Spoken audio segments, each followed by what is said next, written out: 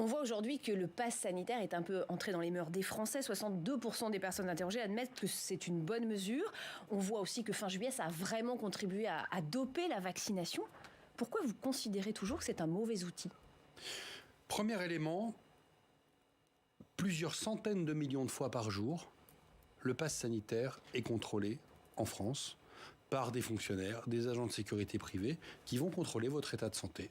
Plusieurs centaines de millions de fois par jour. Ça, c'est un vrai problème de proportionnalité. Et puis, vous évoquez le fait que les Français sont pour et qu'ils se le sont appropriés. Vous êtes minoritaire aujourd'hui, mais c'est justement ce contre quoi je me bats. On est dans l'accoutumance. On est dans l'accoutumance au contrôle social.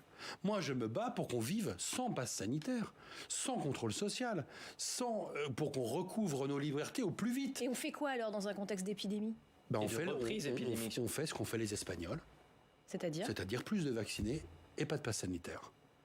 Et moins de taux d'incidence. C'est quand même curieux qu'un pays qui est un pays latin, voisin de la France, c'est quand même la Cour constitutionnelle espagnole qui a interdit le pass.